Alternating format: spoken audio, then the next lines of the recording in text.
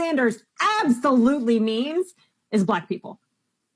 So I've been meaning to talk about this for like a week and some change now, but I want to talk about the whole democratic influencers saying, like, tweeting or putting on threads, whatever, that using the establishment term and how like the DSA has been using establishment is really a placeholder for the N-word. And you know who was up under them comments?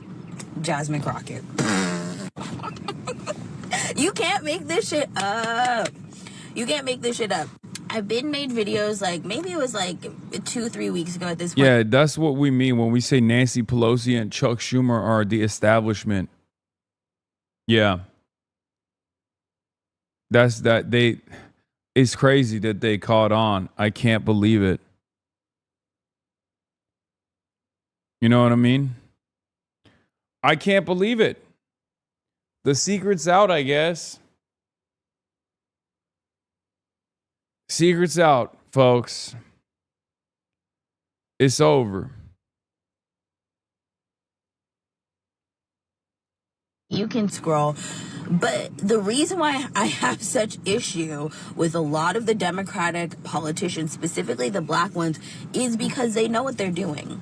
They're leasing out our identity, our radical tradition, our revolutionary history. They know. They read the books. They went to HBCUs. They were the first to do this or accomplish that. They were the only black woman in their job or whatever the fuck. They know what it is. But instead of using that position to turn back to community and hype up the things that are really central to our existence in terms of black people and pushing us forward and making sure our community is straight, making sure we have the programs we need, making sure that we are all being lifted up, they then turn that inward to enrich themselves and then market that back to you as if that's progress. The reason why these white democratic fucking influencers are coming on here saying, doesn't that sound like the N-word?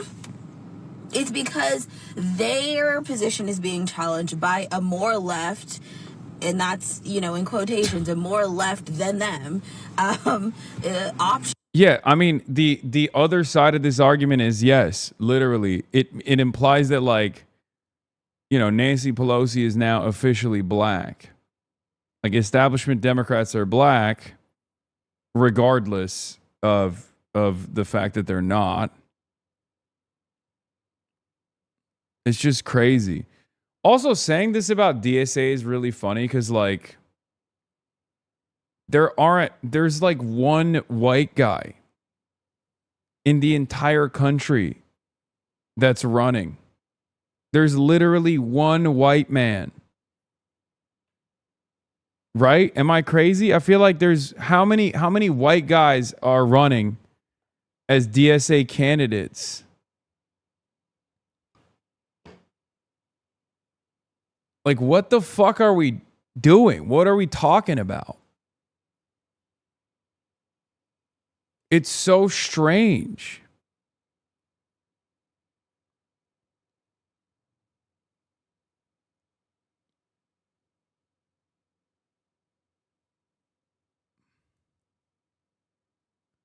There are very few white men running on the DSA platform, DSA affiliated, or even like close to our politics in general, right? Is mostly black and brown women. So even on that front, it doesn't make sense. Not that it matters. What matters are the policies. But I don't know. I find it very odd, this argument. I mean, I'm glad she's ripping it apart, but for people to choose for that are sticking to the script. They're going on these platforms and they're saying what their policies are. Very someone sent me that OG video. Clear, very transparent, no hoops and dance parties and all of that extra fluff and shit. They're straight to the point. Affordability, climate crisis, taxing the rich, all of these things, universal health care, universal child care. Things that people want to hear, things that people need, things that Trump ran on in order to get people to, obviously vote for him, that he obviously was lying about actually implementing, because our lives are a flaming piece of dog shit right now. Democrats would rather punch left instead of actually having an effective strategy for any of the new upcoming elections that are happening. Midterms are in a few months. That's number one. Number two, 2028 is looming. And do you hear who's going to be running for president? Have you heard something? Are they learning from their mistakes with last time? It doesn't seem like it. Literally, Cory Booker and a bunch of Democrats just voted against a bill that a Republican put up to the floor about, ending funding for Israel. You have to be very careful when you say establishment. Right. Because what so many people mean, and what Bernie Sanders absolutely means, is Black people. Right. Especially from somebody who ran in two presidential primaries, because presidential primaries are often decided by Black voters in the South. So when he talks about, the establishment, whatever, he's not talking about Debbie. Right. Wasserman Schultz. He's talking. What? Why wouldn't anybody be talking about Debbie Wasserman Schultz, who literally carpetbagged into a Black district in Florida? Like, these people are living on a different timeline, right? I mean, I had Elijah Manley on, Florida 20, a district that Debbie Wasserman Schultz carpetbagged into. She absolutely is an establishment Democrat. What the fuck are you saying? God, these fucking grifters, man. They're not even trying hard. Yeah, also, Bernie ran against Joe Biden, who's the other contender, the establishment contender, and Hillary Rodham Clinton. Okay? Reminder that the under-the-desk person was a Romney voter and is non-binary. Non-binary. The Black voters in South Carolina who did not like him. And that, I thought that person was chill. Why are they agreeing with this nonsense?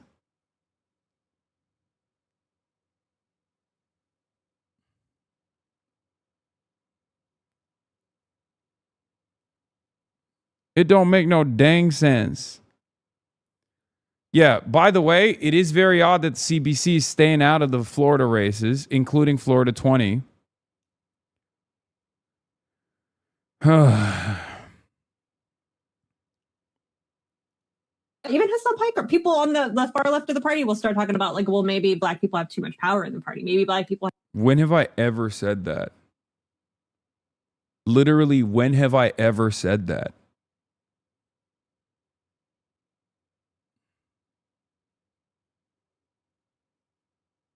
That's crazy. I hope get multiple Black people elected in the primaries so far. No white people so far. Not one. You know what I mean? Not a single dang white person. I guess maybe one DEI white guy in the New York City DSA slate.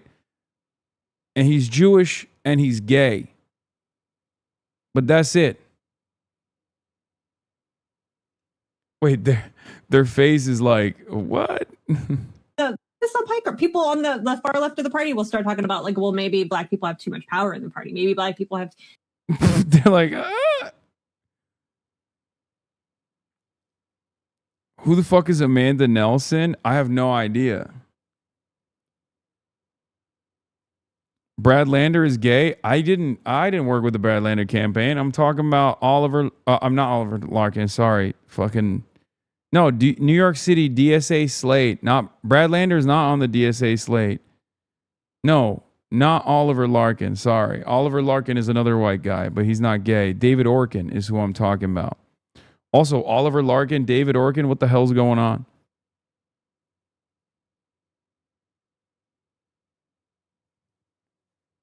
Brad Lander is not even in DSA any longer. I'm talking about David Orkin. Too much. I've seen people on TikTok say that. What? You've seen people on TikTok say that I think black people have too much power? That's crazy. Okay. What if people on TikTok were like saying you're a pedophile? Would that make it the case? You know what I mean? If I ran around saying stuff like that, that would be an insane that'd be an insane thing to just claim, right? Oh, I've seen people on TikTok say that. The fuck? I can't believe she just says my source, TikTok. Shut up. And because when black voters have more power in the party and more power in politics in general, that is the boat that raises all ships, because they vote for progressive policies that benefit their communities and therefore everyone else. Bernie is trying, and his friends are trying to come at it from the... What is this angle that like Bernie Sanders' policies are just not progressive? Is that what the argument is? And the reason for it is because like black people in the primaries didn't vote for Bernie? Is that like that's how we... this is such a strange argument to make. We've moved beyond standpoint epistemology. Also, this is such a nasty way to do commentary. What a cynical application. What a cynical application of just the most hollowed out version of shallow identity politics. That's crazy.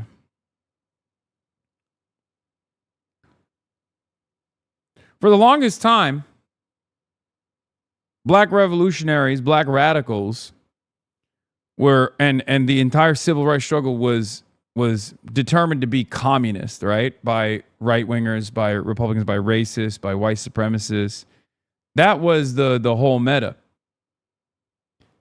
Now you got liberals claiming every black person is monolithic in their approach to politics, and they're all invested in neoliberalism. But by virtue of black people voting for establishment Democrats, that means establishment Democrats are the most progressive. It's just like so strange. How about people are not monolithic? How about there's definitely a generational divide with voter participation in every demographic, and certainly in the black community as well. And that's pretty much it.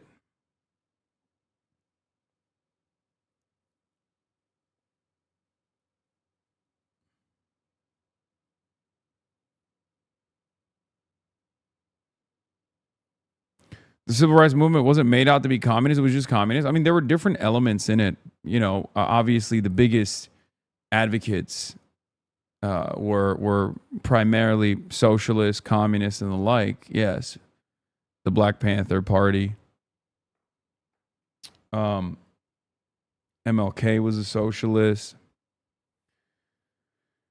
Not that it matters. I mean, it's just not. It's just such a strange thing.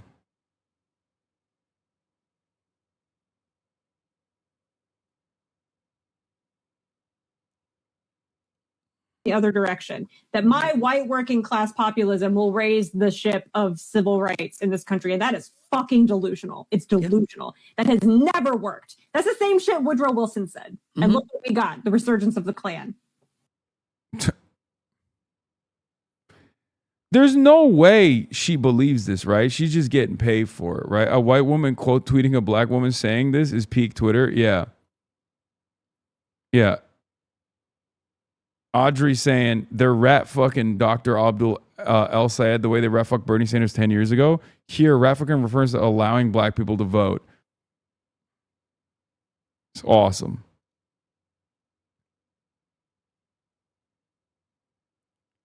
So what's going to happen eventually? Like, you know, the more black voters move in the direction of the insurgent left flank, as we've seen already, at that point, what is the establishment narrative going to be? What's their narrative going to be then? that like all the black people that are voting for socialist candidates or self-identify as socialists are just not like Sri Tanadar in Detroit is a great example of this, right? Donovan McKinney's is Detroit's a very black district. Donovan McKinney's running against Sri Tanadar. Sri Tanadar is Indian, of Indian descent, of Indian background. Donovan's black. Donovan also happens to be the DSA endorsed candidate. And yet, Sri Tanadar has flooded the market with a barrage of ads. And he's actually, performing decently well, regardless of the fact that he is a pretty weak candidate, right? It's supposed to be a super weak candidate. And there are a lot of black people in the district that are, seemingly in favor of voting for Sri Tanadar over Donovan, who himself is black. So what is that? Like, how does that calculation work in that situation? Does that mean Donovan is no longer black and Sri is? How does that work? I'm asking sincerely, is Donovan no longer black, but Sri is because he's the establishment candidate? He's the pro-Israel candidate? Got to think before speaking. Are you telling me that or are you telling that lady that?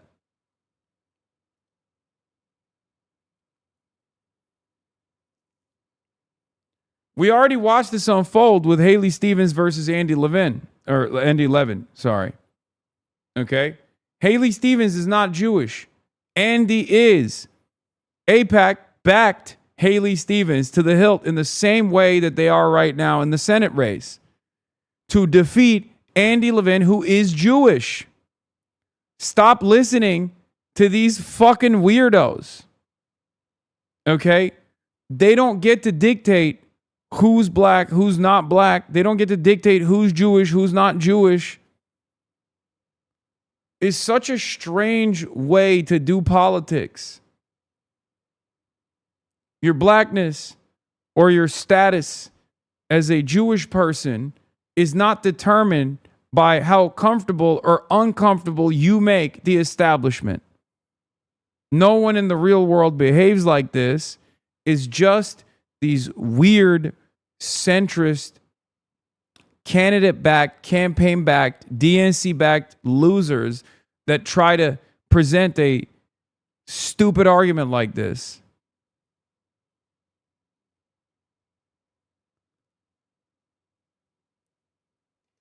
It's ridiculous. Focus on the policies first and foremost. Okay? I think she might not be white, not nitpicking, but I don't want you to get yelled at. What, the account? This account? This account? This person's not white?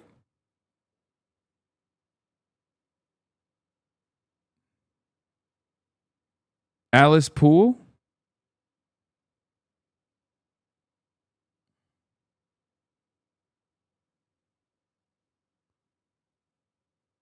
Are you sure? What are they, like Italian? What is...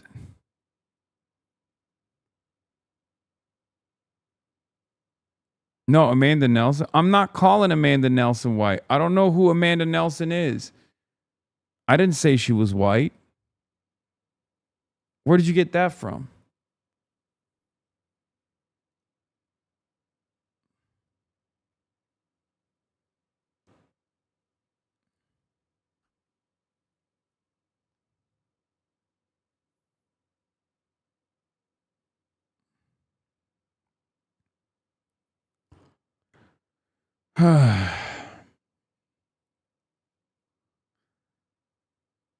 Anyway, yeah, that's crazy, man. That's actually crazy. I mean, this stuff is so silly, it's so stupid. I don't think any real person believes this shit. Real. And we're still having these conversations, and instead of those Democratic influencers talking about the issues with the candidates, they'd rather stand them and create these whole weird ass dichotomies around race, and instead of trying to support what the people actually need and what the people actually want. right? It is a popular position to abolish ICE. It is an extremely popular position to stop funding the war, Israel and their, bloodlust. That is an extremely popular position in the United States right now, current to this day. At this point, after what we've all seen on our phones for the past 3 years in terms of what's going on in Palestine and what's been going on for the past 80 years, it is absolutely batshit crazy for anyone in the Democratic establishment to be campaigning on anything related to Israel and anything less than abolishing ICE. Do you see what I'm saying? And yet, they will twist and manipulate and use black identity to cover themselves from any fucking responsibility. And these black politicians who are in it for their ego, in it for enriching themselves, in it for personal gain, are going to sit here and cheer them on while they do it, while it's under the guise, or they're claiming it's under the guise of protecting black people and protecting black women. I'm not falling. The establishment equals the N-word was started by a white woman. Oh my God. It was that Susan Lambert lady. It sure seems like many people on the far left throw the term establishment around when they'd rather be using the N-word instead. There is white supremacy embedded in thinking establishment could ever compare to the history and gravity of being called the N-word. Establishment isn't a slur, it's just an adjective to Democrat. Stop entertaining these goofy white people and establishment Democrat leaders who behave like this.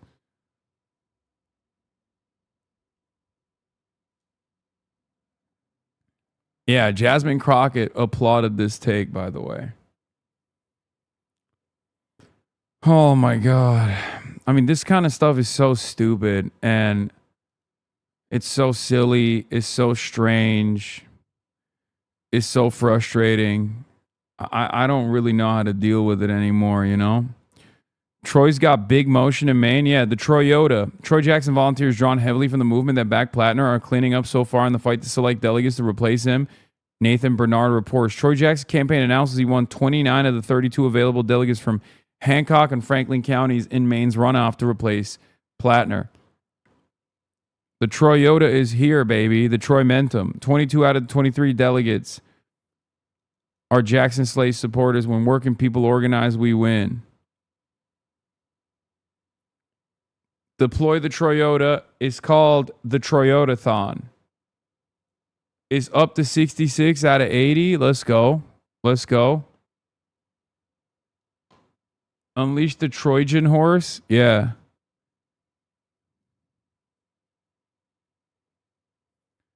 This is bad. Maine is lost. Why? Why? Because Troy's not that charismatic. I mean, out of all of those candidates that are running, he has the best policies. He has the best platform. We just got to get him some white monster energy. You know what I mean? Some monster energy zeros and he'll be fine. Pronto.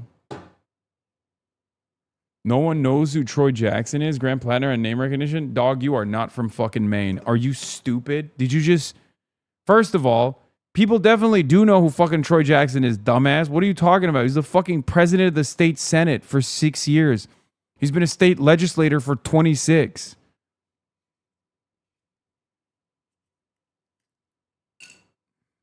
The fuck are you talking about?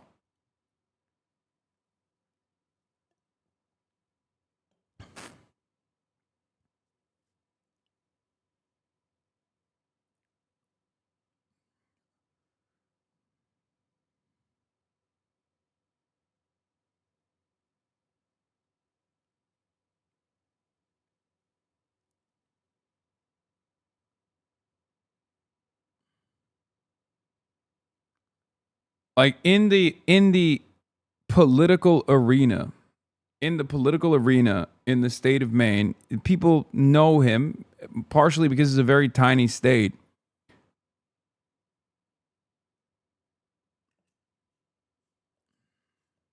Bro is mansplaining. Plus, it doesn't matter. Once he becomes the Democratic Party, once he is the delegate selected candidate, there's going to be millions of dollars of ad spend, introducing him to the entire state once again. What matters in that moment is that he has a pretty reliable background. He's reliable enough that people are comfortable with him. He's also he throughout his Senate presidency, he's also gotten a shit ton of his bills vetoed by Janet Mills. So he has not only his experience most likely offers comfort to the establishment Democrats. Okay, that's number one. But also on top of that, his policy platform and the things that he has advanced as a long-term legislator, it gives him progressive cred. The only issue in the campaign is the only issue in his campaign is the Riz, but who cares? Fox News talked about your reaction to Maine. I saw. That made me sad because I'm not disrespecting. You need that monster more than Troy? I do. Very much. But I want to move on to Hassan Piker because he seems to be kind of the the socialist whisperer for the left. He watched some of the debate last night, and he's not happy at all. Why is this guy on on here? Grade when Susan Collins was first elected our senator. Get off stage. Who are you, bro? She's helped build. Oh God, Maine politics, man. Oh my God, they're all so rizless. Okay, Matt, that's like it's a lefty version of all of us watching it last night. It was like Mystery Science Theater for socialists. Well, but the interesting thing is that shows the problem they have. The left can't be satisfied, and no one else can possibly be satisfied. Oh my God! Even when they agree with my commentary, they still have to be like, "Well, see, you look at that. They are left unsatisfied. Yeah, they're Rizless. Whatever. It's fine. They didn't show you saying it about Troy. Yeah, deploy the Troyota. Deploy the Troyota."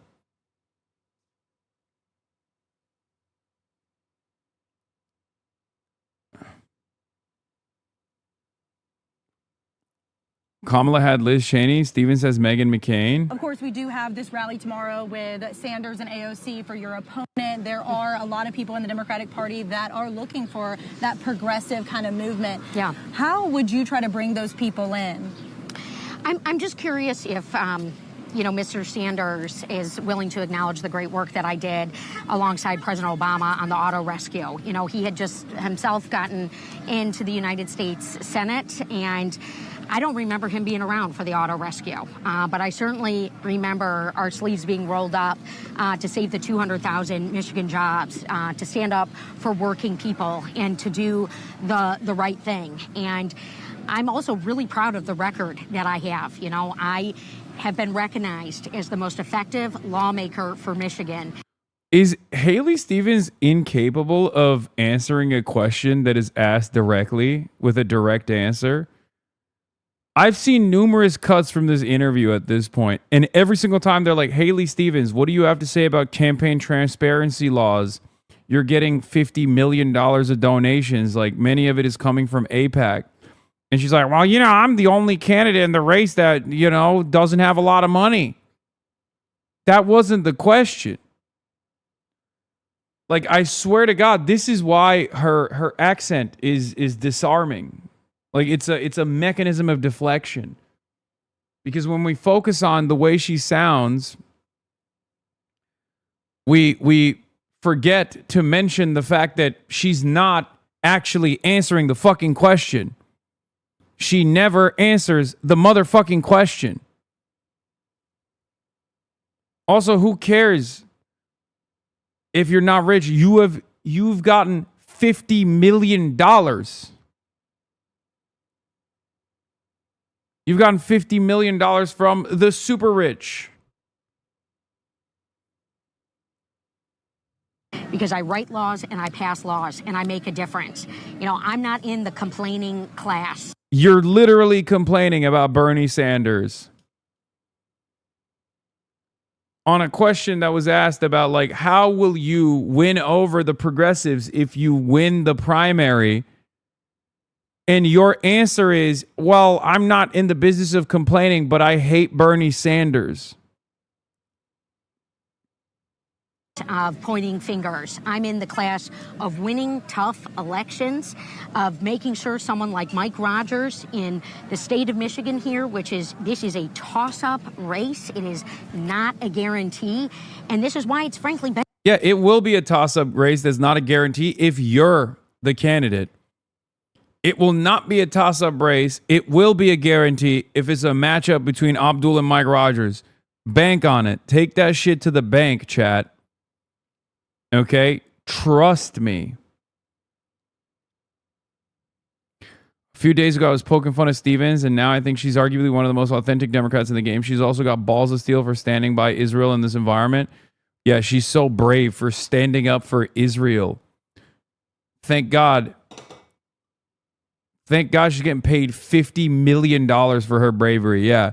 Rashid Tlaib cooked it too. Now, she noticed the thing that we all noticed on Twitter. Out of nowhere, everybody united in saying, I have to admit, Haley Stevens is growing on me. I can kind of see it now. Don't kill me, but she's growing on me. Guys, Haley Stevens is growing on me. She's growing on me. I can't help it. I gotta be honest, she's grown on me. If I was a Michigander, I'd cast my ballot for Congresswoman Stevens in the Dem primary. We are not posting a coordinated, organized post about how Haley Stevens has grown on me.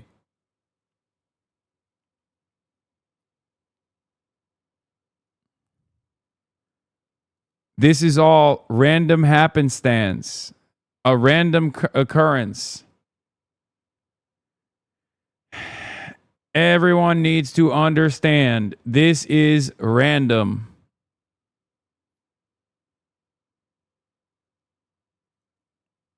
You could say he's grown on him as well. The more I see her in this kind of environment, the more I see her appeal.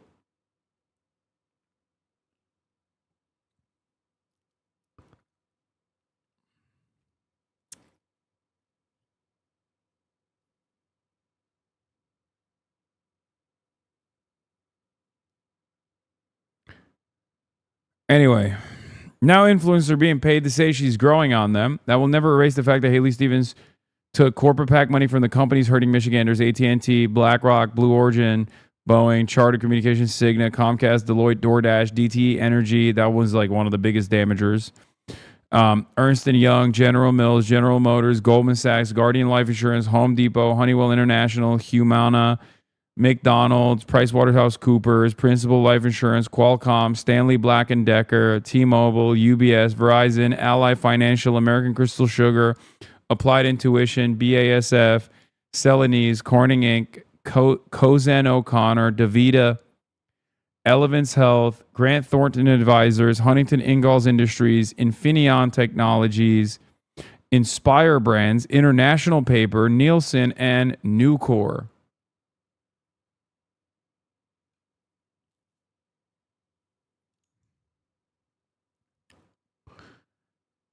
This is before we get to, of course, APAC and APAC subsidiaries.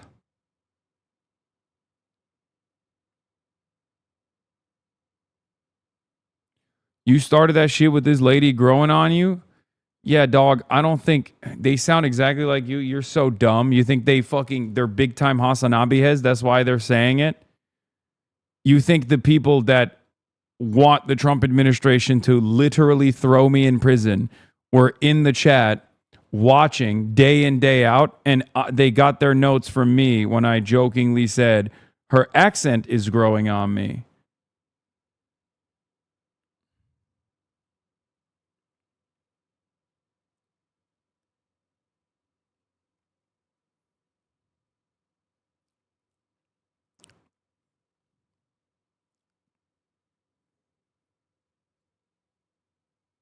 Okay.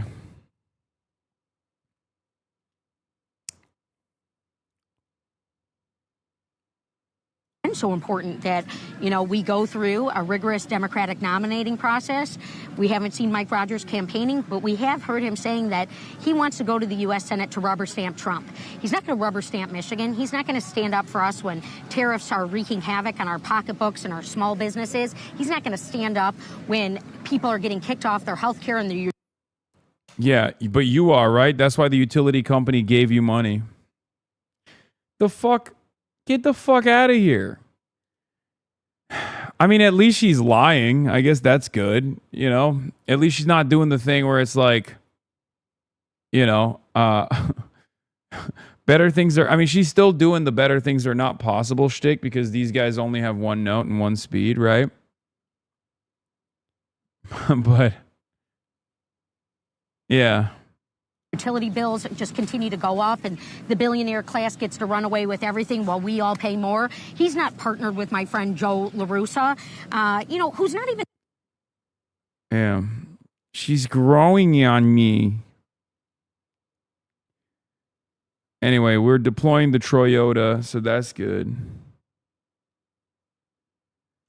Meanwhile, if we look at her Glenn Gariff, Detroit News Glenn Gariff poll that Stevens was up by 7 points in. Adam Carson says, I'm not in the business of unskewing polls, but objectively, they're projecting a Democratic primary electorate that would have unprecedentedly high vote shares in the Detroit metro area and among black voters, both groups that heavily favor Stevens.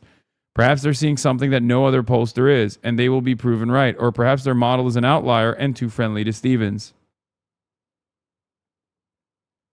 Yeah. 55% is the Detroit Metro Glenn Gariff poll participation, as opposed to 49% when you look at the averages of 2018 and 2022.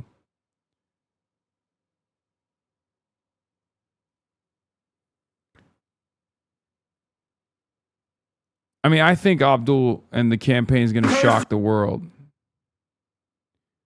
Straight up.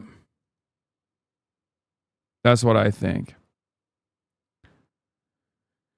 Ben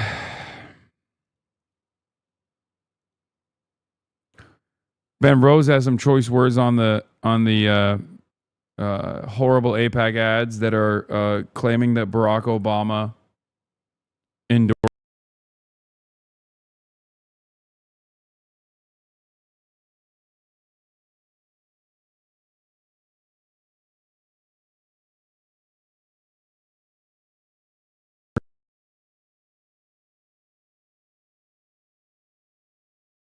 Haley Stevens this run. It's disgusting that AIPAC, which spent tens of millions attacking Obama, is now spending like crazy to lie and suggest he endorsed Haley Stevens. Is everything wrong with politics? Support Abdul El Sayed. If the Democrats...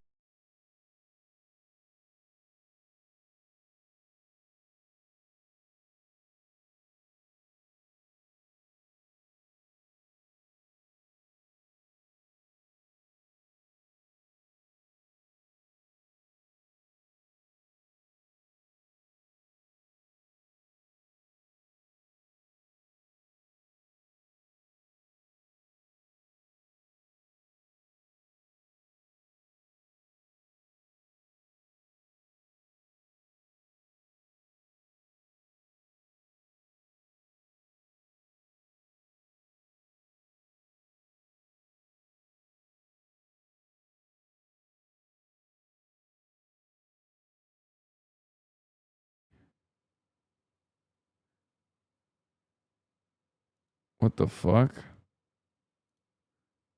Is it good? Is it fixed?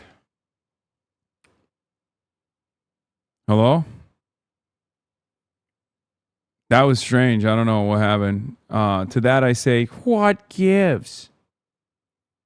You know what I mean? What gives? But yeah, as I was saying, M is real high. I love Israel. They should be able to spend 40, 50. They should spend 100. They should be able to spend $100 million on the Democratic primary race in Michigan. I think that's the The only democracy is when Israel gets to directly hand select Senate candidates. That's what I think. I hope people understand where I stand on this, you know?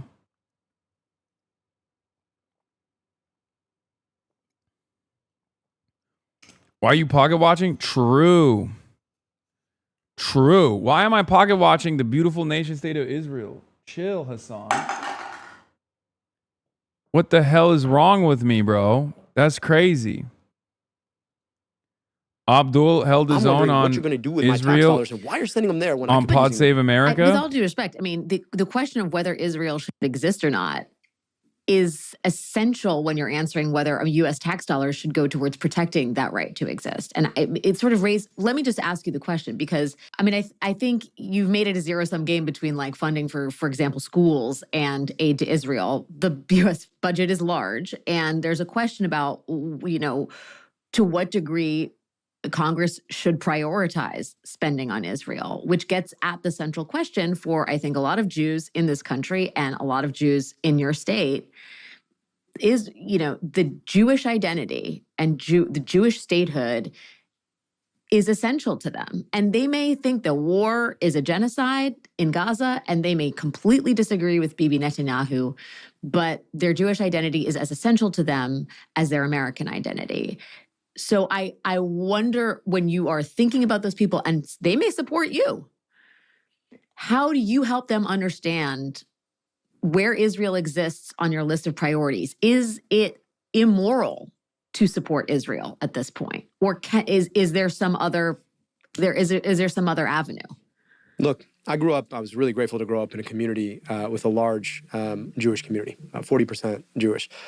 I had the privilege of being welcomed to shul and being welcomed to Seder and going to bar and bat mitzvahs growing up. I learned a lot about the Jewish faith. I learned so much about the Jewish contribution to American culture and society. And I will do everything I can to protect Jewish Americans in this country from anti-Semitism.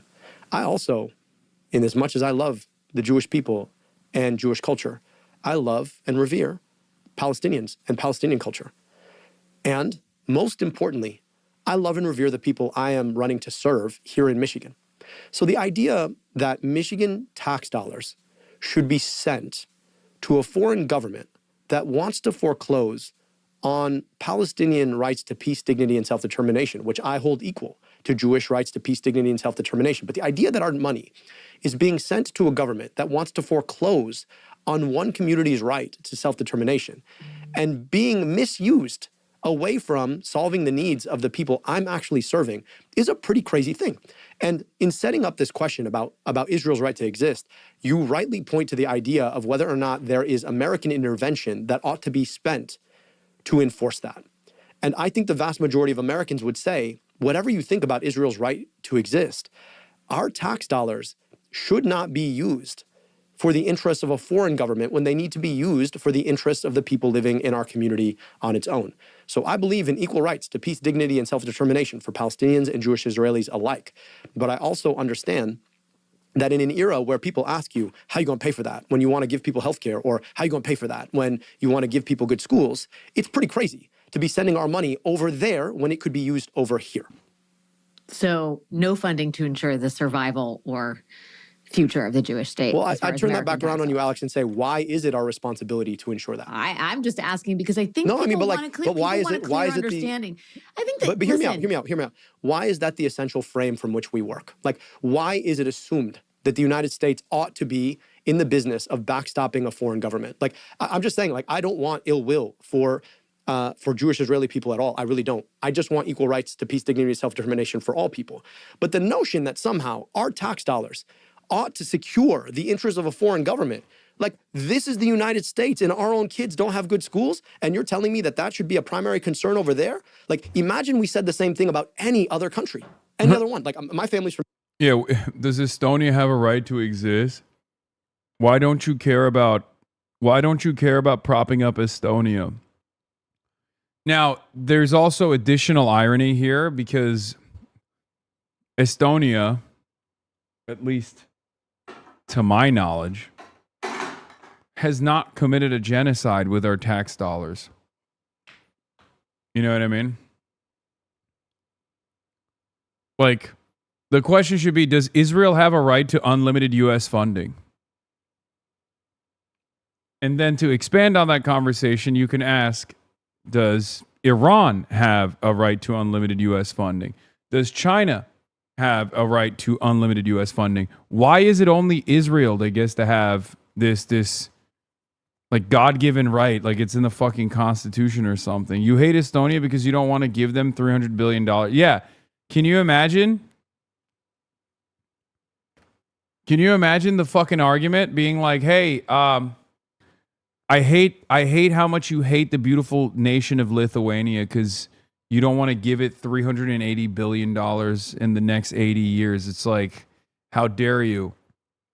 How dare you? You want Estonia and Lithuania to no longer fucking exist. It's like, bro, that's crazy. Bro, read the comments on this video. Let me guess. As predicted, as is the case with every Pod Save America episode, the comments are going to be like, oh my God, Abdul is so fucking base. He's so intelligent, speaks like a human. His answer on Israel was perfection. I'm so jealous Michigan voters who get to vote for him. Abdul made the most impressive Senate candidate I've ever seen. It's always that way. It's kind of funny because like the Podjons are fine. They're all right. You know, they're not my enemies, right? But their audience always comes across like they've never heard this before. You know what I mean? Their audience, whenever I'm on, I love looking at the comments. Their audience is like, why do we never hear stuff like this? And it's so funny because it's like, there's a whole world out there. And it always makes me think like, what the hell are the Podjons saying to their audience? That whenever I go on, they're like, I've literally never heard someone speak like this before. This just like unlocked chakras in my mind. You know what I mean? You opened up my fucking third eye with pretty much the most like elementary anti-Zionist talking points. Super basic.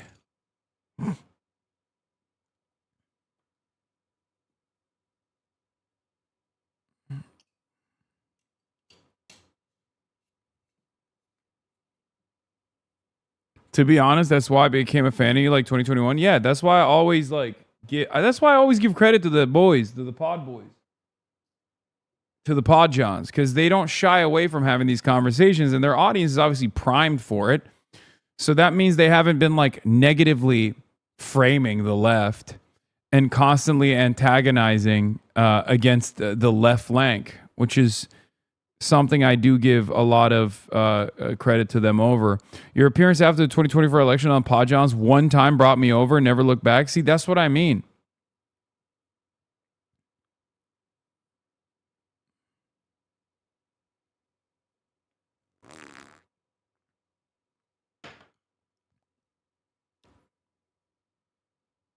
Private meet and greet for just for me in DC when? It's not happening, cutie pie.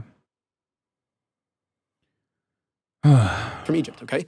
Like, would it be crazy if somebody was asking me like, hey, do you think Egypt has the right to exist? People would be like, Egypt exists. I'm like, well, if somebody wanted to change the nature of Egypt, do you think the United States should be spending all of its money to make sure, or any of its money to make sure that that happens? And people are like, I don't know, what that seems like a different country's issue. But like, I'm just saying that like you can both say that Israel exists, but it doesn't have a right to my tax dollars. And it is not our responsibility as American taxpayers to take money away from kids who don't have good schools and give it to a country. I'm audio only. Am I hearing farting? Wait, what? Where? Is there like an audio issue, chatters? What the fuck's going on?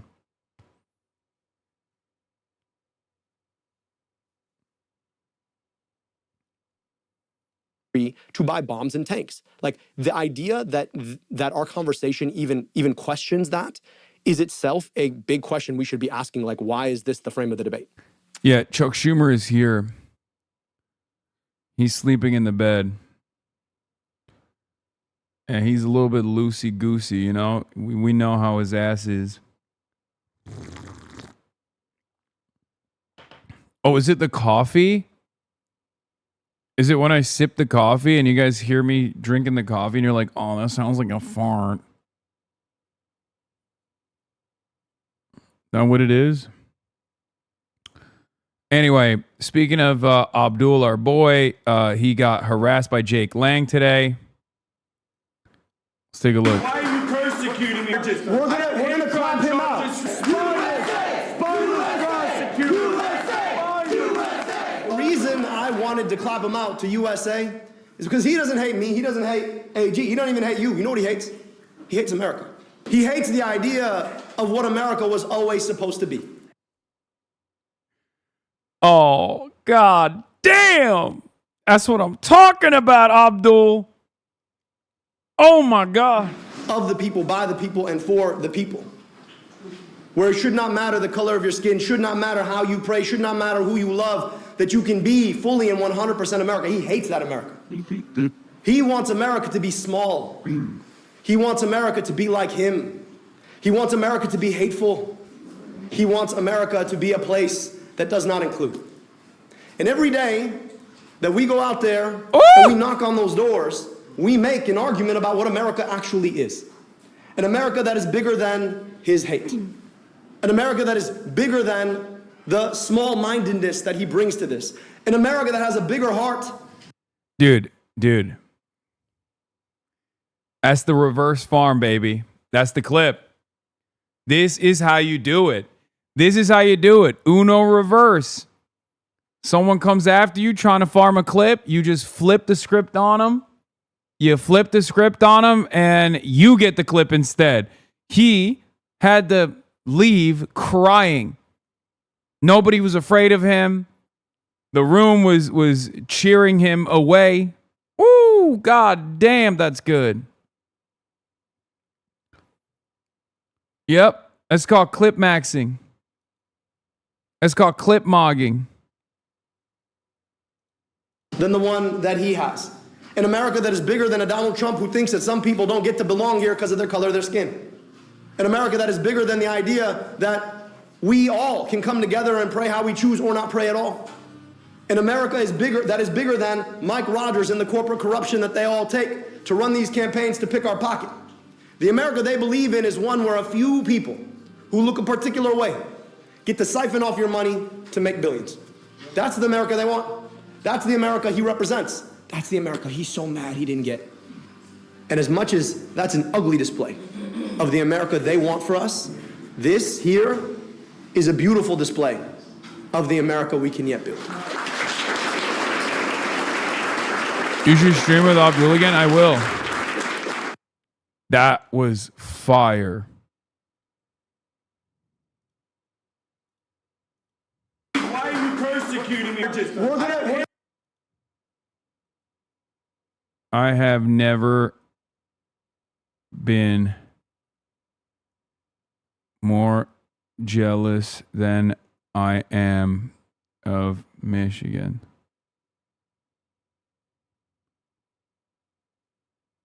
Oh, never been more jealous of Michigan than I am now. Get to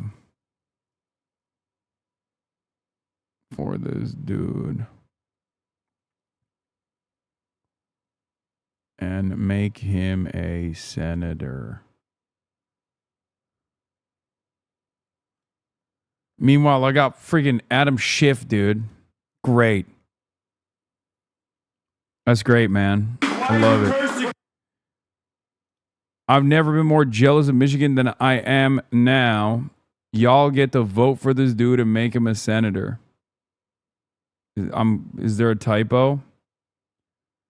Do we got a typo? Yeah, I got the close-up footage of the IRGC footage, or not the IRGC footage, but the footage of the IRGC strikes hitting Jordanian military installations.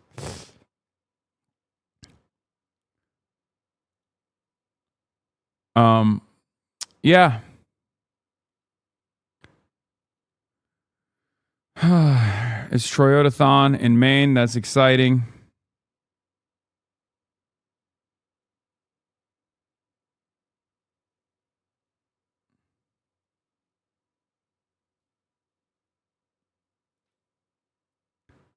The SA Los Angeles 2026 annual convention has voted 76% in favor of the Run AOC Run resolution, calling AOC to announce a run for president. Yeah, nice. Don't roll into Lansing wearing that blue and yellow shit. All right, chill, bro. My grandma told me she loves Adam Schiff. I can't, bro. Whatever, dude. It's your grandma. Let her stay. Let her be happy with what she thinks is going on. You know what I mean? Sometimes it's all right. Some of our elderly are a little delulu. It's okay.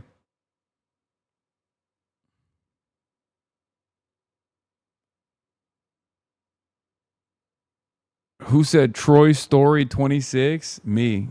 I'm Troy Story 26. Are you in support of William Lawrence for Michigan 7th? Of course I am. 100%. William Lawrence is phenomenal.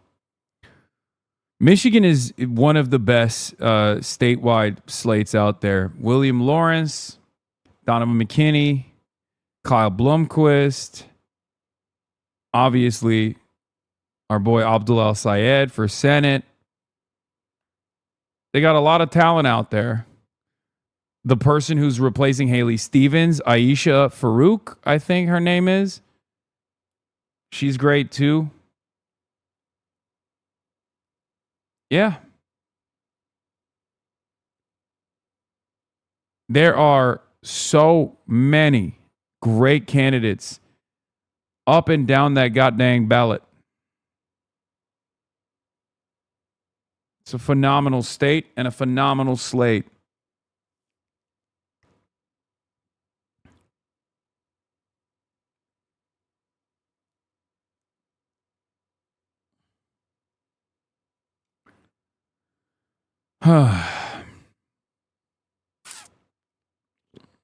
Anyway, Keith's brother Brian is a pastor in Detroit on the confrontation with Lang. The same racist wearing an ankle bracelet verbally attacked these sisters. Guy just called me an N-word. Jesus Christ, dude.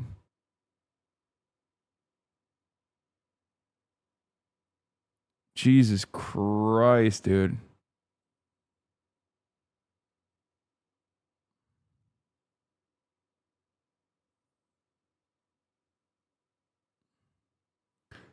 You should watch this. Very good video highlighting wealth inequality. Communist Wyomingite. I'm not going to watch that video from the richest town in America. It's not what you think. Maybe later.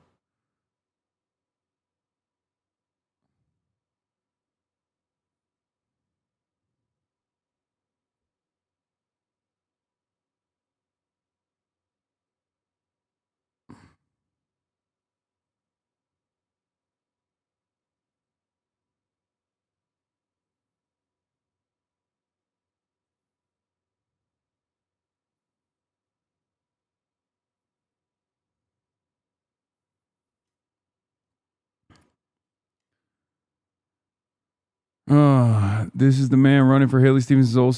Oh yeah, this is the person that's running for Haley Stevens' old seat. He's up against Aisha Faruqi, who has rejected all money from the Israeli lobby.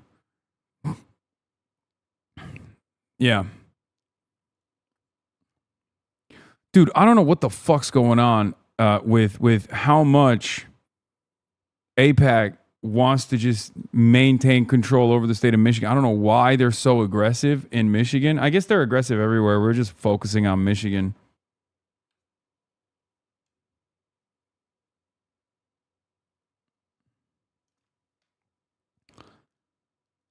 You know? Anyway, we got far left Democrats winning over Gen Z. Incredibly infectious. Let's take a look. College Democrats of America are holding their annual convention this weekend in Washington, and look who made the guest list. Hassan Piker. And he's just one of the featured speakers who are raising eyebrows. Another sign that young voters are still shifting to the extreme left. Here to react is Gen Z political analyst and former Democrat Jamil Jackson. Jamil, thanks so much for joining us this morning. Look, you say one of the reasons. Former Democrat. Oh boy, here we go. you left the Democrat Party is because they were getting too extreme for you. You know, we see they excitedly announced here for this convention, Hassan Piker is going to be one of their speakers. Do you think this is something that Gen Z is falling for? Are you know, your friends and what you're hearing out there, is this going to be? A Trump just said your name. Wait, what? A Trump? The path forward? So far it is. Unfortunately, I beat Senator Fetterman to it. I left the Democratic Party over this specific issue because what the DSA and Hassan Piker is offering is actually pretty potent. They're offering... Wait, what? This guy... Oh, you meant a Trump, like Laura Trump. Okay, I got scared. This guy left the Democratic Party because of me? That's so fucking funny. As a black person, I feel like the Democrats have become too extreme, so I became a Republican. Yeah, that's what he said. Economic populism, but under that, what most people don't pay attention to is the anti-Semitism. It is the more radical and extremist and inflammatory. Wait. So you are now voting for, you're a Republican because the Democrats got too extreme, so you went with the party that rides for the Klan now? Like, what the fuck?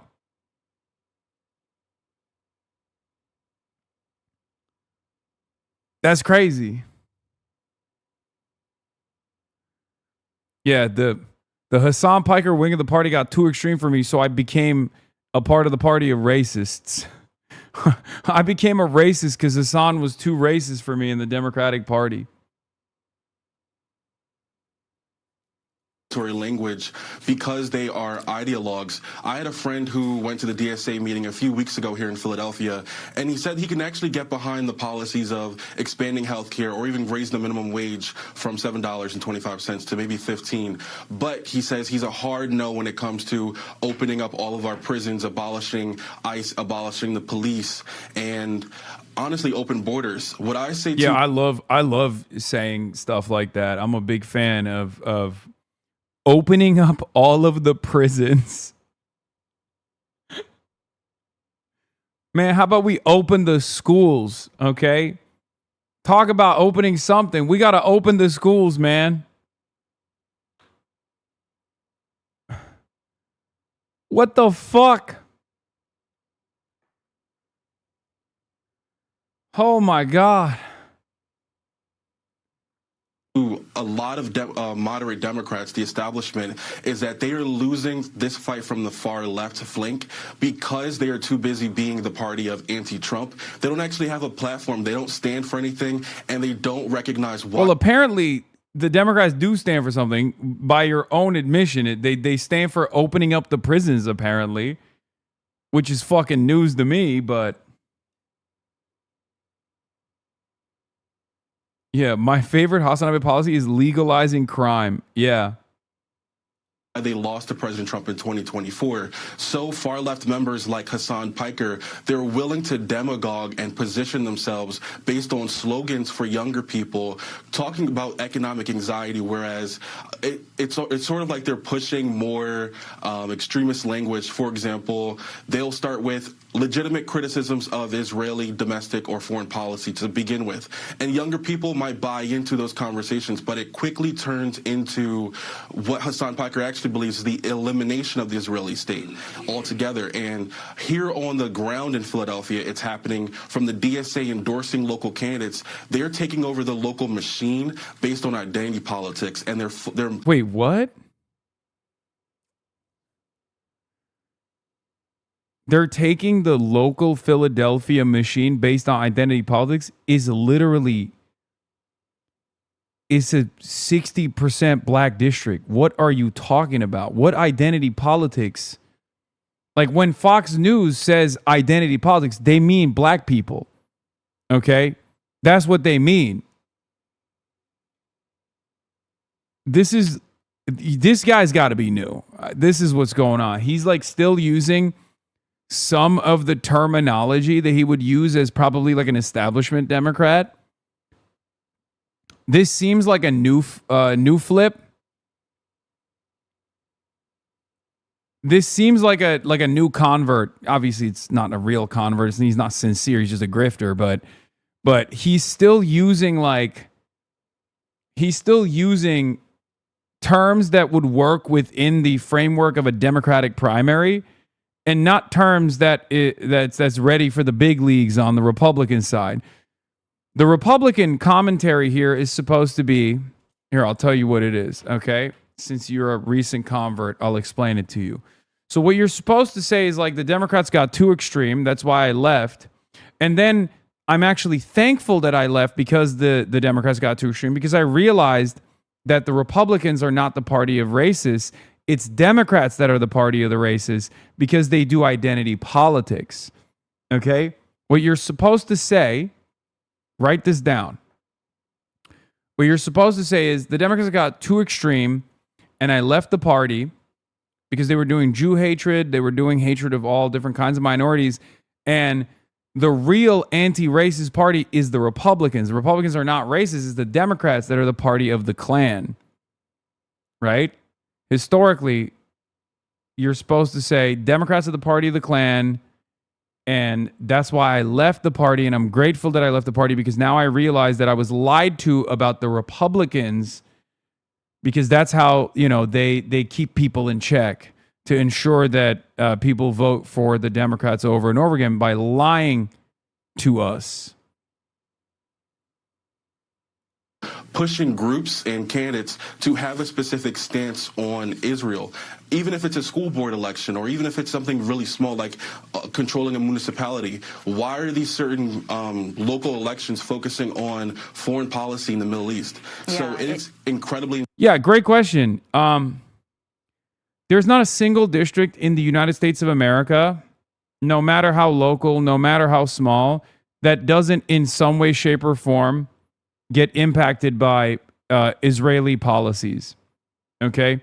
It's insane when you say it like that, but it's true. Like, down to the municipalities. I'll give you statewide examples. Like, there's anti-BDS legislation in the state of Texas, for example, in every single district. As a matter of fact, when a smaller district decided to forego their tax dollars going to Israel, Greg Abbott came in and said that's anti-Semitic, and that you will no longer get any statewide backing if you actually push through this initiative that you voted on, that you decided on. You have to keep sending tax dollars to Israel. In the state of Texas, teachers, public school teachers, have to sign a loyalty pledge, an anti-BDS legislation, a loyalty pledge to the state of Israel to basically promise that you'll never boycott or demand boycotts on the state of Israel. You'll never demand divestments from the state of Israel. You'll never demand sanctions on the state of Israel. That's real. That's a real thing. Okay? So I love that these guys will turn around and be like, what is this like they did this with my Nithya Raman interview, right? When I asked Nithya Raman about like Israel related shit, and they were like, why the fuck would the mayor of Los Angeles have a take about the state of Israel? Like, you fucking stupid. Yeah, you clearly didn't listen to the conversation, because I was asking her about why she got endorsements from the Democratic majority for Israel. I was asking her about her background and the decisions that she has made in favor of Israel as a council member. The real question should be, why the fuck is Los Angeles council members making decisions on behalf of what Americans can say or can't say about the state of Israel? Why is LAPD getting trained by the Israeli occupying forces? Why is that the case? Why is Israel spending $45 million in the Michigan Senate race? These are the real questions, right? I don't want to talk about Israel. I never want to think about Israel ever again for the rest of my life. Okay? The problem is, you can't really hand wave this shit away by being like, you're being silly. Especially because when you say you're being silly, people like myself will turn around. People like myself will then turn around and actually tell you exactly why Israel is such a prescient issue in American domestic politics, down to the fucking municipality. That's not my fault. You made the sandwich. Well, I guess in this case, Israel made the sandwich. Infectious. It is infectious. It is terrifying. And yeah, there seems to be no pushback for someone as extreme as Hassan Piker, and some of these radicals speaking on campuses. But we've seen how many, pro-Israel or Jewish speakers have consistently, Jamil, been canceled from a lot of these speaking engagements. And you talk to voters. We have a Fox News poll. And, whenever you ask voters, all voters, and when it comes to their thoughts towards socialism, look at this. They think all voters think 38% versus 53% to under 30. All voters think it's a good thing. Bad thing, 61% versus 47. You can see the young voters are the ones who are driving this. What do you say, though, Jamil, whenever you talk to kind of your age group out there, when you talk to Gen Z, what would you say to them to kind of pull them back? Because it's pretty clear the establishment within the Democrat Party is having a hard time reining things in. What I say to them is to stay the course. Right now, it seems really popular to go for socialism, and it's because that's the only thing the Democrats have changed about their platform since 2024. It's new, it sounds exciting, and they're willing to give another platform a chance just because President Biden has lost a lot of trust with the establishment Democrats and the core base of voters. The truth is, the establishment moderate Democrats are not willing to talk to young people. They're not. Bro, you just left the party. Why would anybody listen to you about what the Democrats should do?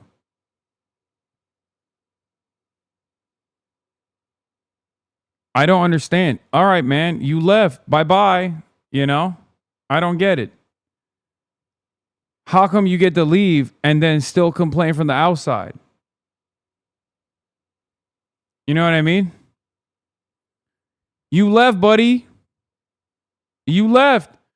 The Democrats are actively demanding I be purged from the party, and I'm still kicking. You couldn't stand the heat, and you chose to get the fuck out of the kitchen. Fuck you mean? Here's what they should be doing.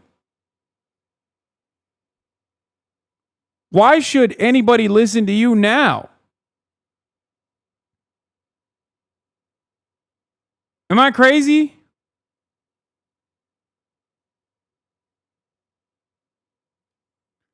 Bro, this guy's running against Chris Rabb. Oh my God, that's awesome. He's going to get cooked. Building a viable platform for younger people. So it's really difficult for, let's say, someone like me or people who are just generally independent to talk to younger people when the DSA is giving younger people a seat at the table. They're inviting figures like Hassan Piker. They're more engaged online than 60-year-old moderate establishment Democrats. Well, we are happy to have you as part of the Republican Party, Jamil. Welcome over to our side of the aisle. We hope to see more of that happen, and we appreciate you being on with us this morning. Thanks so much. Thank you so much. Be sure to like and subscribe for all the Fox News latest on YouTube and catch full shows streaming now on Fox One. Yeah, good luck to this guy in all of his future endeavors. Anyway, here. I watched this, I listened to this podcast, and there were some really good answers and then some answers that made me freak out a little bit. This was an interesting one. I got brought up in the Zoran interview. On what political weight you give the Israeli issue, because you are very clear about where you stand, but I'm wondering how you apply it to sort of how you look at other political actors. The left-wing streamer Hassan Piker recently said, and I'm quoting here, "Someone who will not say the truth about Israel's genocide will not stand with you and fight for you, for your health care, for your housing. It's that simple." Do you agree with that statement? Yeah, do you? Do you, Big Z? Big Z? Do you?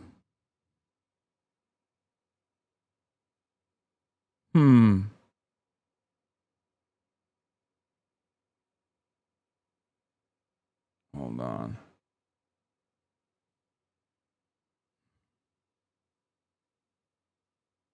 Not the Jeffrey Stunners? Are those the glasses we're matching? Someone said that's you, and they're so right. Oh, because we got the drip. We got the same drip. that what you're saying?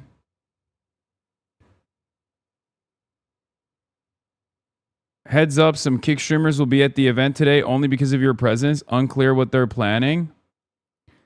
Who are the kick streamers? Do you know?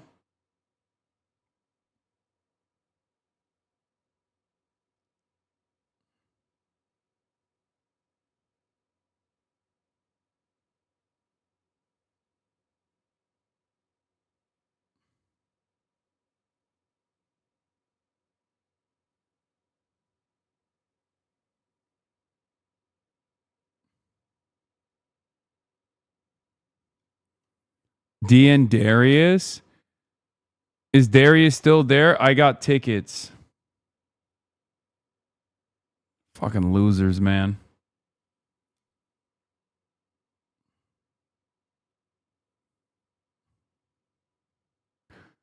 This shit is so fucking lame, too. Anyway, Zoran is smart and would say something which doesn't hurt the feelings of anyone, and that's the problem, trying to please everybody. Anyway, yeah, let's get back to Big Zoe. I think what we have seen from New Yorkers, what we have seen from Americans when we talk about this hunger for a new kind of politics, it's a hunger to move beyond the bankruptcy that characterizes a lot of politics today. And it is hard to find a more bankrupt policy approach than what our country has done to Gaza and to Palestine, and how it hasn't been specific to any one party. It's been again and again an insistence to tell New Yorkers and to tell Americans that what they are seeing is not something that they should in fact either be concerned by or believe in. Sometimes, I mean, it's a good answer, by the way. It's a good answer. Sometimes I do think that he is, I already listened to this. Sometimes I do think that he gets a little too politician-like. I'm going to be honest. And when you talk about the rupture in trust that comes from that, it is hard to then turn to another issue and say, believe me here. And what I've found time and again is that that trust, you have to be able to maintain it. It's not to say that you have to agree on everything, but there has to be an honesty. And too often you'll find that there are far more... He can defend your honor at this point? What? No, he's the fucking mayor with a huge approval rating? Wait, defend my honor? He's literally agreeing with me. It's just he's doing it political style, politician style.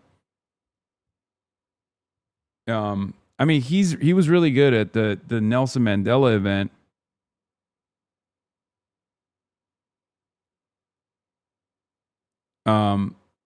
So he's definitely capable of delivering passionate speeches about this issue. We know what his position is in general. The part that annoyed me in this interview wasn't even this. He's just explaining the quote with context. That's fine. This is great. This is a great answer. The part that fucking annoyed me.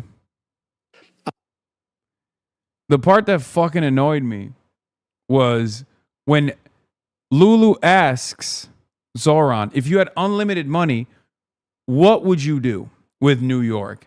And his answer there made me so mad. Because he was like, exactly the policies I'm pushing now. And I was like, no, you wouldn't. No, you wouldn't. What are you saying? Just be honest. What? That was straight up the most politician answer I've ever heard from him. And it gave me fucking whiplash. Okay? And it was so annoying that even Lula was like, come on. Come on. This is a thought experiment.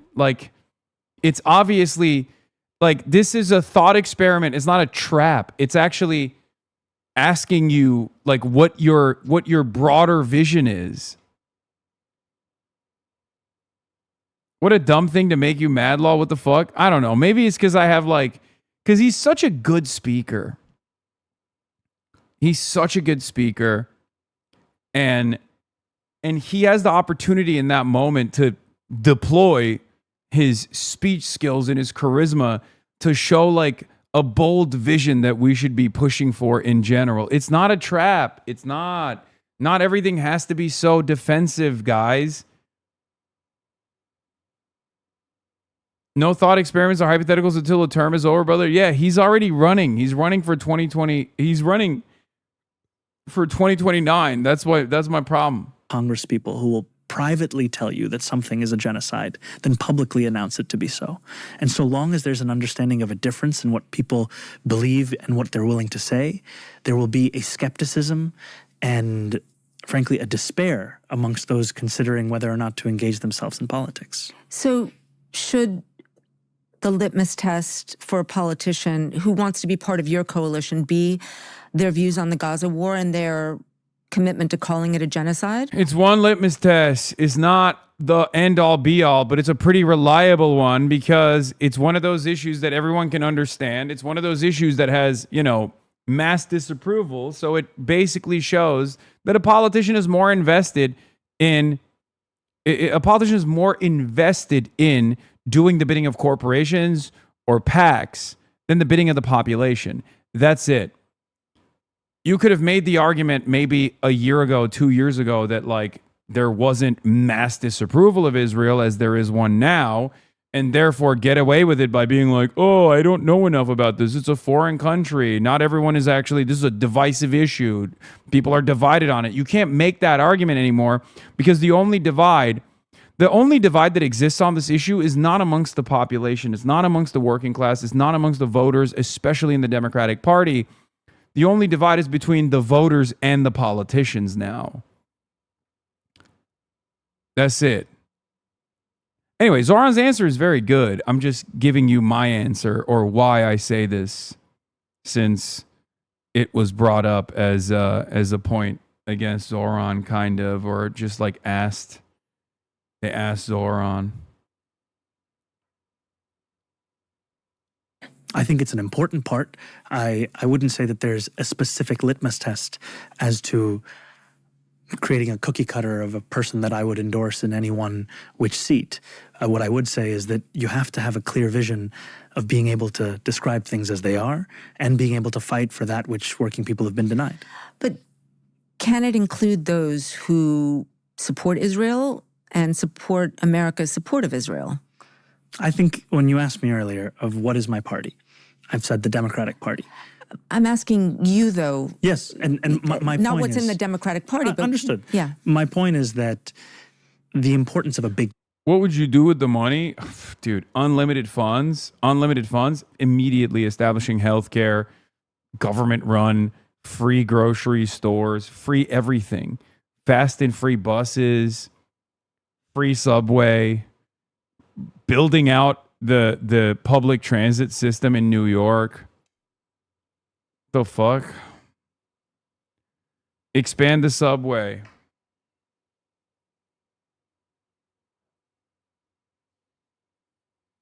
Infrastructure, jobs, good paying jobs.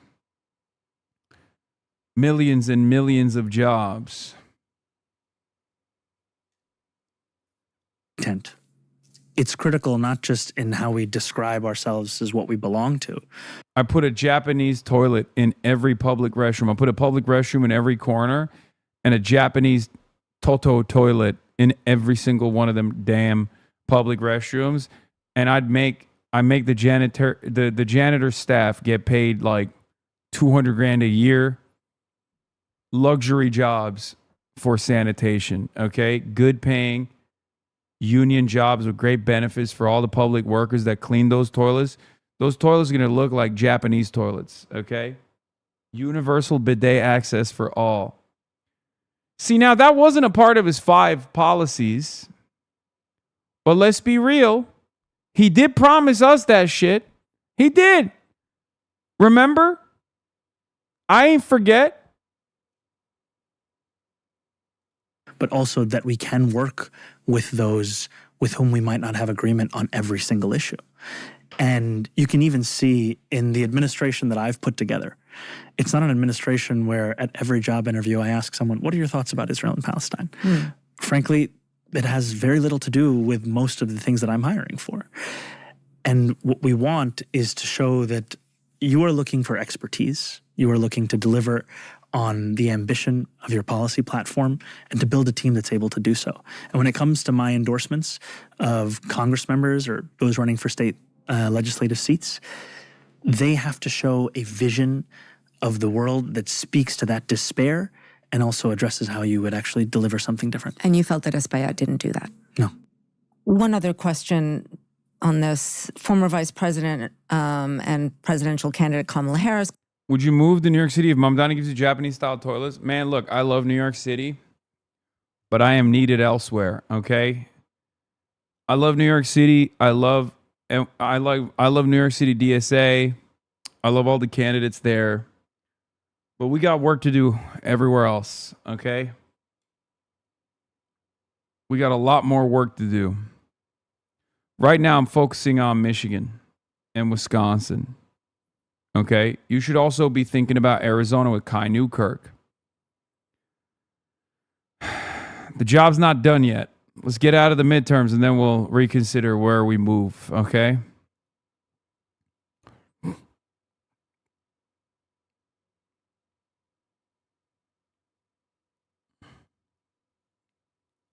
And in the moments where I'm not thinking about, thinking about New York City, I'm thinking about the beautiful nation state of Singapore. I think Americans need to entertain the idea of having a clean butt. Look, I think bidets are a great thing.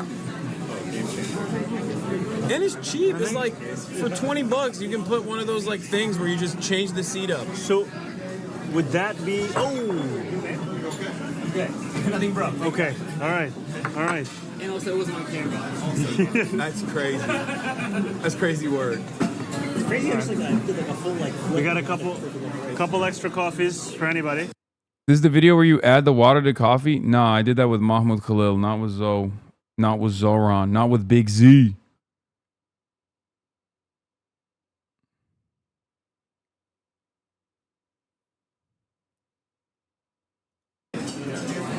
Donald, would you mind just taking one of these over there to that table? They might want some.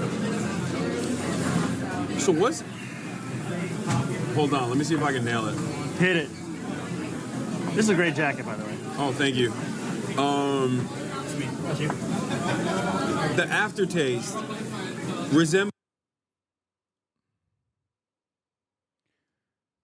That is also why Democratic voters are resenting Israel more and more, because they're receiving the message loud and clear that it is the pet project of party elites who want money and institutional ties to outweigh the voters themselves. Yeah.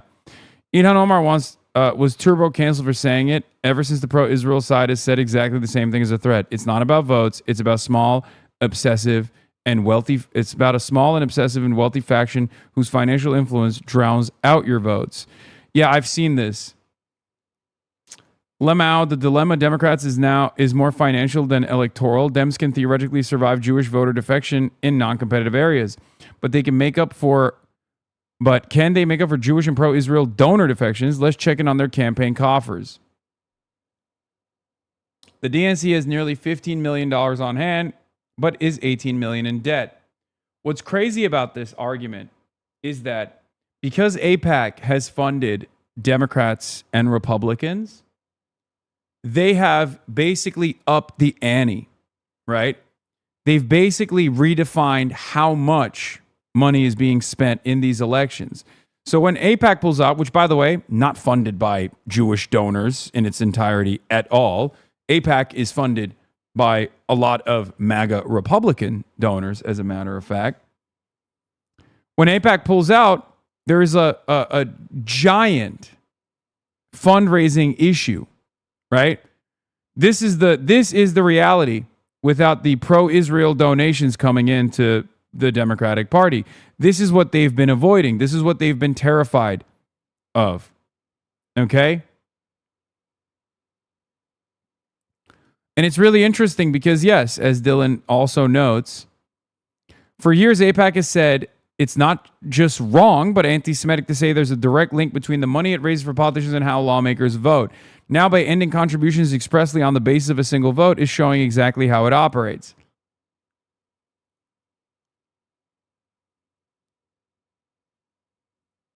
You see?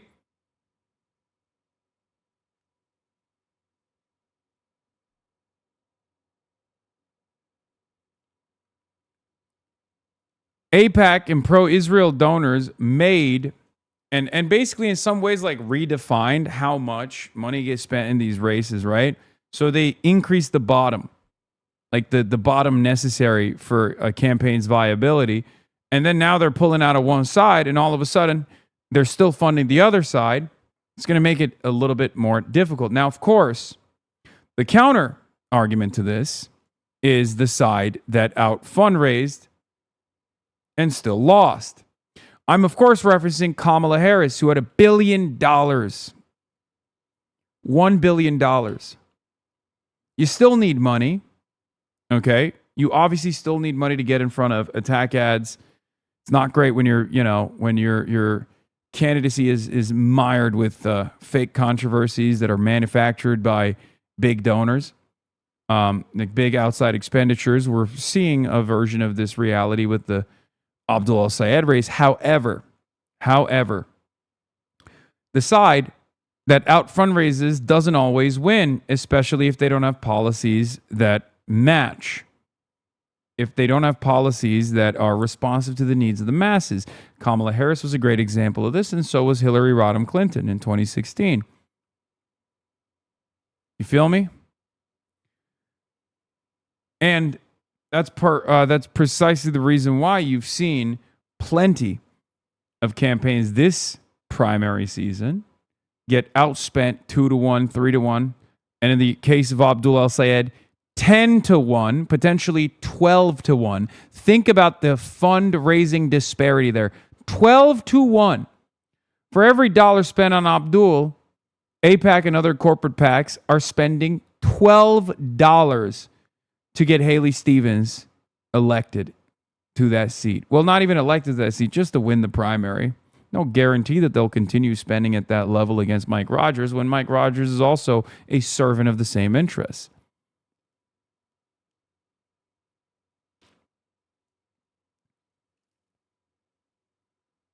Think about that. Is this a democracy? If your elections are bought and sold to the highest bidder, you don't have real elections at all. You don't have a real democracy at all. It shouldn't be this tough. It shouldn't be this tough to get the word out. It shouldn't be this tough to be able to, put yourself in front of every single voter and say, this is what I believe, this is what I stand for, vote for me and I'll fight like hell for you. But unfortunately, moneyed interests, Citizens United, and numerous other Supreme Court decisions that favor corporations being able to fundraise and spend however much money they want to has made it impossible to have an honest and just, fair and free election system. That's just the reality.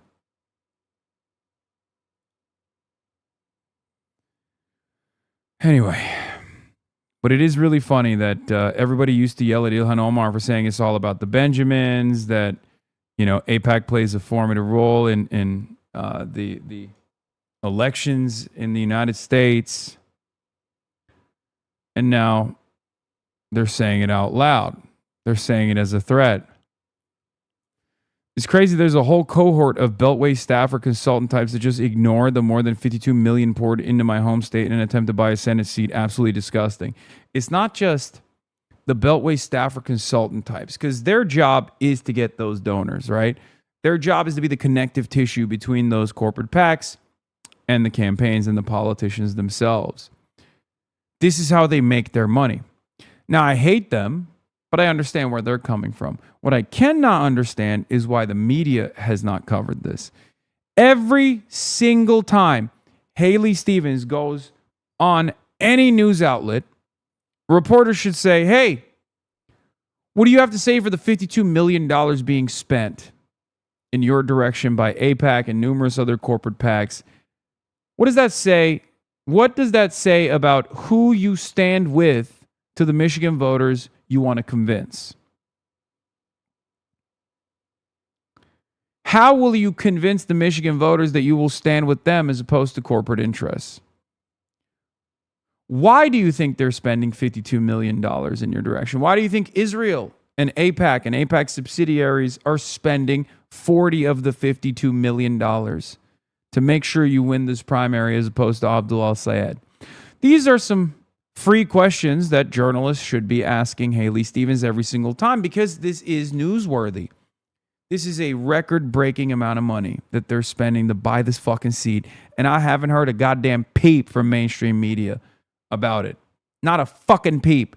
Meanwhile, every time Abdul goes on a fucking show, they're like, oh, what about this Twitch streamer that you fucking did a campaign rally with? What about this Twitch streamer? What about this Twitch streamer, Hassan Piker? What do you think is more important to the fucking Michiganders? If you're a goddamn journalist, what do you think is more important for the public to know?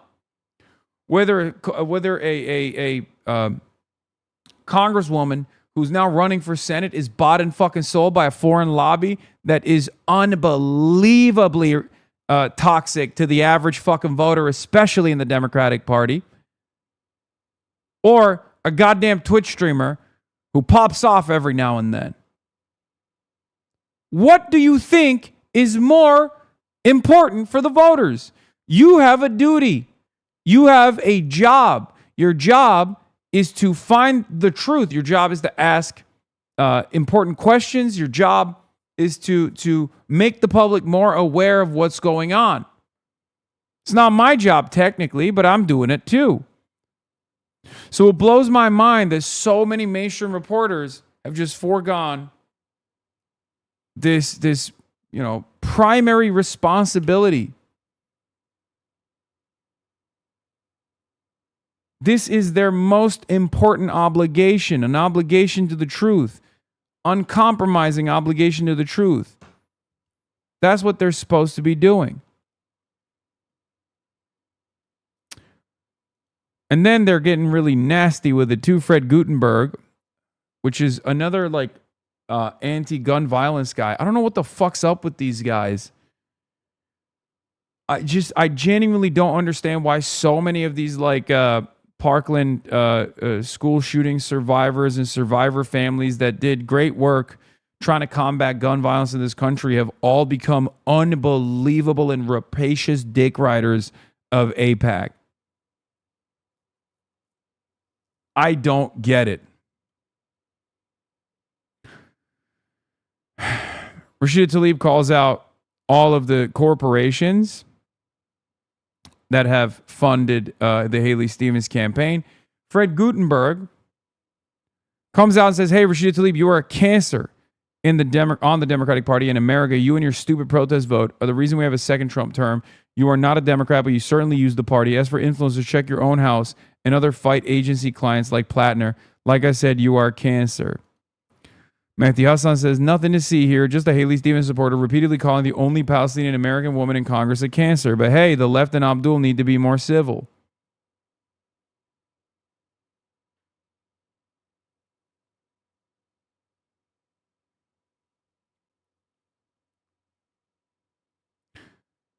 Hey, when do you think you'll be barred from flying? What kind of question is that, man? Hopefully never. Okay, what are you talking about? The Parkland shooting left him completely bitter and jaded. Dog, if you have made it your life's mission,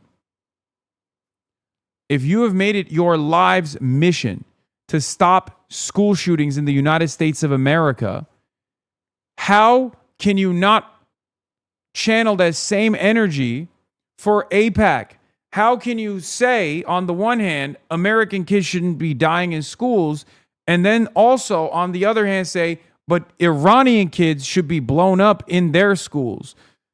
Palestinian kids should be blown up in their schools. Lebanese kids should be blown up in their schools, and we should give the country doing that unlimited tax dollars and unlimited funds. How does this not add in your mind? I'll give you one more domestic example, right? Because people will say, okay, that's Israel, that's a foreign policy issue. Maybe they're racist, who cares? Okay, these guys have fought back against NRA funding, tooth and nail. It's an honorable cause. It's an honorable cause in their advocacy, right? These guys hate NRA. Why do they hate NRA? Because NRA is the lobby that makes sure that there's no real legislation written that would create a sense of safety and security, common sense gun reforms, common sense gun legislation that people want, like universal background checks. The NRA has made that impossible, right? So they're very familiar with moneyed interest from special interest groups coming in and destroying the democratic process. They fucking hate that, right? They hate that shit. What is this? The Reality of Genocide, an important read? Oh, God.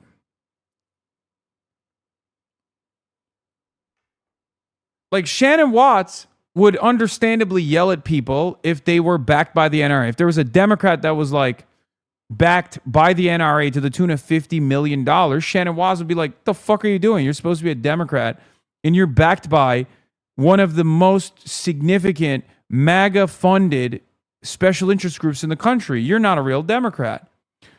But Shannon Watts is doing that for AIPAC. AIPAC is also MAGA. AIPAC is also funded almost entirely by Republican billionaires.